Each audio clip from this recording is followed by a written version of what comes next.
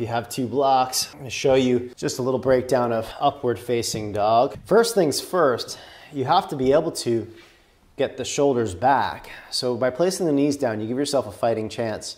If you place your knees down, you can move your shoulders back into retraction and then try to get your rib cage through, okay? Rotating the arms out will help you get the collarbones back. You might have to adjust where you're at. And then once your shoulders are back behind your chest, then you can push down into the blocks and move your shoulder blades towards your buttocks. You see the whole front body is very long, the chest is very open. And yes, it is a big strengthener for the back when you do it properly. Step the left foot outside of your hand. Back knee down. Right hand to the right.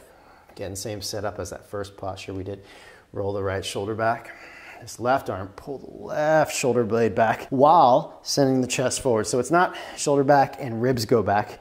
Ribs go forward as your shoulder goes back. And then reach for the thigh stretch. And I'll mention again, you want to see if you can get these quadriceps active by kicking your foot into your hand, and your hip flexors active by pulling the back knee towards the front heel. That'll lift your hips slightly. It'll also give you a little more slack. You might get a little immediate movement of the heel towards the buttocks at that point. Try to get your belly lifted, transversus abdominis. All right, and release. And take the left leg to the sky. This time, as you retract your right shoulder blade, you're gonna take your right hand, grab the outer edge of the right foot. You see, I did this by going up and around, retract the shoulder. But if you do exactly as I do, then you'll do it right. Otherwise, if you do this, you'll do it wrong. You'll be internally rotating the right arm. So you go up and around, then grab the foot.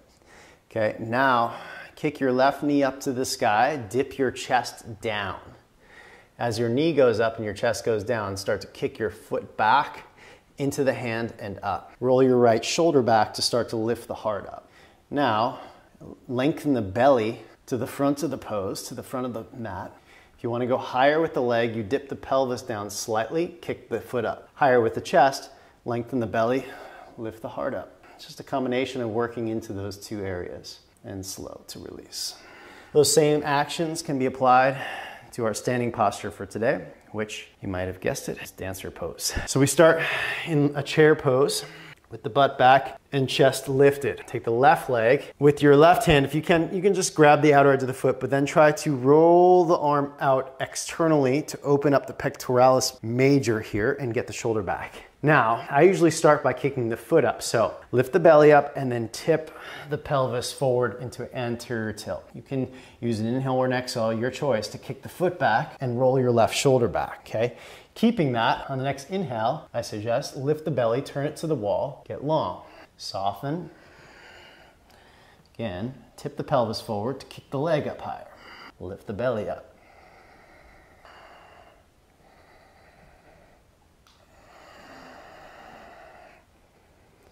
Okay. So right hand grabs right foot. If you can, externally rotate the arm, roll the shoulder back. Stand into the left leg like chair pose. Lift the belly up, lift the heart up. So get long in the midsection, chest forward like cobra pose. Okay. Now, as you tip your pelvis down, it's helpful to kick the leg up. As you kick the leg up, pelvis goes down, right? Same idea. Now, against that, pull the chest forward and up. Again, pelvis down, start kicking the leg up. Then pull the chest forward and up. Pelvis down, leg up. Left hand could come forward